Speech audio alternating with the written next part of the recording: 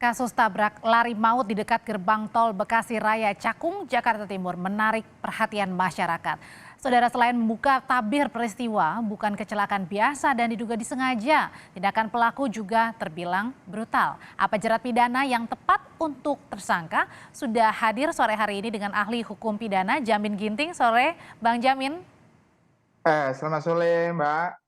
Bang Jamin, jadi ini bagaimana membedakan peristiwa kecelakaan yang menyebabkan kematian seseorang dengan penganiayaan yang menyebabkan kematian dan pembunuhan? Ya, pertama sekali kita turut berduka cita ya tentang kepada keluarga yang korban ya, dan juga saya melihat di sini ada hal yang perlu kita perhatikan. Pertama adalah tempat kejadiannya adalah di jalanan ya atau lalu lintas ya.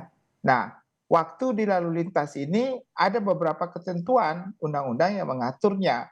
Kalau dia dilakukan oleh kendaraan bermotor dengan kendaraan bermotor, di mana kendaraan bermotor lain karena kelalaiannya mengakibatkan kematian atau kerusakan, maka itu adalah suatu perbuatan yang dikategorikan dalam undang-undang lalu lintas ya Mbak ya. Nah, dalam konteks seperti itu. Hmm. Tetapi kalau itu dilakukan sebagai alat untuk melakukan kejahatan, itu nanti sudah masuk kategori tindak pidana umum ya, bukan tindak pidana lalu lintas. Saya kasih contoh, kalau orang karena kelalaiannya ya, tertidur, ngantuk, nabrak orang lalu mati, atau dia lupa dengan kecepatan tinggi sehingga tidak bisa mengendalikan dirinya, sehingga menabrak pemotor, orangnya mati, itu adalah kelalaian.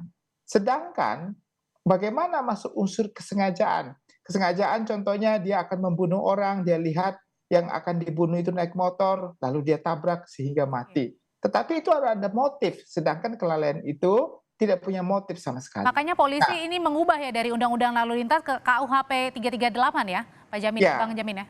Nah, kalau dia masuk ke dalam konteksnya adalah perencanaan melakukan pembunuhan atau memang dengan sengaja ingin melakukan membunuh pada saat kejadiannya pertengkaran tersebut dan diikuti dengan tabrakan supaya orang ini luka, cacat atau bahkan mati, maka itu masuk bisa kategori sebagai suatu bentuk penganiayaan ya 351. Tapi kalau niatnya untuk membunuh, ya dia pasti masuk pasal 338, bahkan bisa 340. Nah, disinilah harus dicari pertama sekali adalah apa yang menjadi sebab akibat atau motif dari suatu perbuatan tersebut. Kalau ketemu, oh ini ternyata mereka awalnya cekcok nih, ya mereka Oke. punya pertengkaran. Setelah mereka bertengkar, amarah dendam muncul dari pembawa motor karena spionnya dirusak. Tapi gimana Sehingga caranya Pak Jamin untuk membuktikan tadi ini ya, alasan awalnya ya untuk kemudian ada trigger membunuh begitu kan,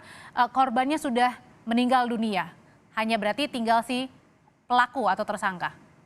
Nah, tentu kalau dilihat dari saksi, mungkin hanya saksi yang melihat kejadian. Tapi kalau dilihat dari flashback ke belakang, tadi kan dikatakan mereka sebenarnya kenal. Kalau kenal kan berarti tentu ada motif dendam begitu. Nah, tapi dendam itu juga nggak bisa ditemukan kalau ini baru ketemu pada saat di jalanan kan gitu kan. Nah, Oke. mungkin mereka bisa ada bukti. Nah, kalau ketemu di jalanan, bagaimana dendam?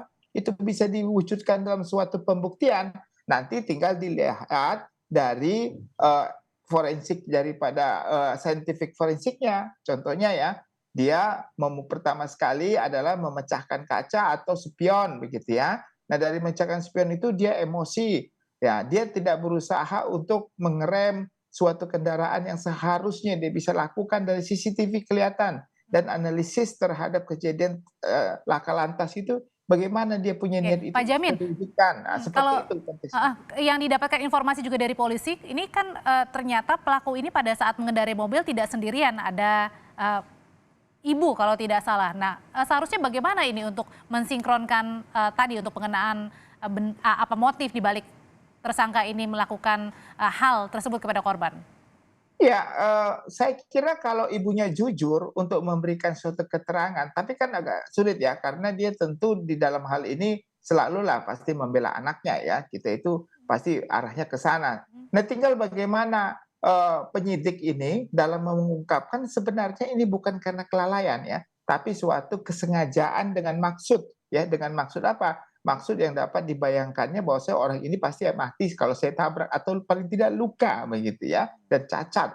Nah, itulah akhirnya nanti dimasukkan dalam keterangan yang ada dalam pasal 351 atau 338 ya, penganiayaan yang mengakibatkan kematian. Kalau penganiayaan itu tidak selalu menggunakan tangan sendiri ya, alat juga boleh ya, dengan mobil, dengan pisau, Oke. dengan apa, bisa juga dilakukan seperti itu. Jadi kemungkinan kalau menurut saya, kalau mau masuk dalam kategori kelalaian agak kecil kemungkinan. Jadi bisa nanti kelihatannya penyidik ini akan menerapkan pasal 351 338 junto pasal 351 ya. Jadi kalau 338-nya nanti melakukan pembunuhan ya, setelah itu mungkin kalau nggak terbukti adalah penganiayaan yang mengakibatkannya mati orang begitu. Berarti dikenakan pasal kemungkinan untuk 338 ini juga bisa tentunya bisa mengetahui alasan dari tersangka ini ya, yang sebetulnya ya, kepada korban ya, apakah karena betul cekcok di jalan atau karena sebelum cekcok di jalan itu juga ada masalah begitu? Kalau cekcok di jalan, itu kan sudah merupakan motif ya, dari Oh, suatu oke. perbuatan ya. Contohnya orang cekcok, berantem di jalan sehingga nggak terima dikejar-kejar dia, ditabrak begitu. Nah itu kan artinya sudah ada niat untuk mencelakai orang lain, bukan karena kelalaian, tapi ada unsur kesengajaan. Sudah terpenuhi berarti Kesengajaan. di situ ya? Iya, itulah unsur yang terpenuhnya tadi, kesengajaan sebagai maksud. Maksudnya apa? Maksud dengan keyakinan kalau saya tabrak dia mati gitu, atau saya tabrak dia luka. Itulah yang disebut sebagai maksud dengan keyakinan supaya orang itu menjadi luka atau mati dari perbuatan itu. Mmm, Itulah maksudnya tadi. oke. Kalau gitu apa saja atau alat-alat bukti yang diperlukan untuk digali dari keterangan tersangka selain keterangan dari tersangka dan, tadi saksi ya, seperti ibu tersangka? Ya kalau dari konteks scientific evidence, Mbak, kalau di luar negeri itu dia bisa kalau ada nggak bisa dia membuktikan apa yang di percakapan, kalau ada CCTV nanti dia bisa rekam, bisa lihat itu mimik ucapannya, dia mau ngomong apa dan segala macam ya. Kalau korban kan nggak bisa lagi diminta keterangan ya, tapi kalau pelaku diminta keterangan atau ibunya kecenderung ya, saya tidak bisa bilang iya, yaitu tidak memberikan keterangan yang tidak sesuai kan, karena mereka kan sebagai yang akan dipidana begitu. Maka perlu ada scientific evidence untuk menunjukkan raut mimik muka apa yang dibicarakan pada saat itu. Kalau tidak ada bukti, dari situ bisa disimpulkan nanti ternyata ada pertengkaran pertama, yang kedua ada niat dari orang ini, contohnya, oh saya akan nabrak dia ya, atau mukanya agak geram gitu ya, dengan kecepatan tinggi, lalu dia melakukan penabrakan itu. Itu bisa dijadikan bukti scientific evidence dalam pembuktian nantinya, bahkan ahli akan dihadirkan pada saat itu ya, untuk bisa menunjukkan kalau memang ini ada niat yang dengan sengaja untuk mengakibatkan orang lain luka atau bahkan mati begitu. Atau mungkin jangan-jangan bisa saja sampai ke 340, 340, Pak Jamin? Nah, ya sebenarnya bisa ya, tapi saya kira untuk pembuktiannya agak lebih sulit ya, Itu kan karena kalau pembunuhan berencana ya? iya, dia sudah harus mempersiapkan alat, kan alatnya nggak dipersiapkan seketika memang ada pada saat itu gitu ya. Belum Oke. ada persiapan untuk alat yang digunakan gitu. Artinya ini adalah membuka, pintu baru ya dari tadi pengenaan pasal Undang-Undang Lalu Lintas karena ditemukan bahwa ada unsur kesengajaannya maka diubah ke 338 untuk membuka tabir yang sebenarnya ya Pak Jamin ya?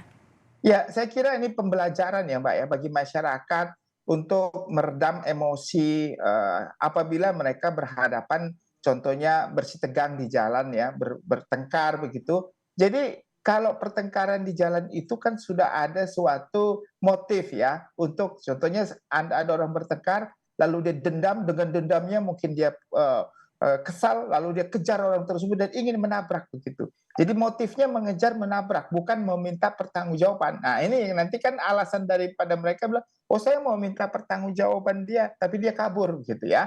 Nah itu bisa sebagai alasan. Tetapi kalau bisa dibuktikan bukan Baik. mengejar, tetapi dengan sengaja untuk menabrak sampai dia mati gitu, apalagi tidak memberikan pertolongan, nah itu juga dianggap sebagai suatu perbuatan Baik. pidana masuk dalam kategori pidana umum, Mbak. Gitu. Ya, Pak Jamin Ginting terima kasih untuk Ya, informasinya di Kompas Petang, terima sehat selalu. kasih. Terima kasih.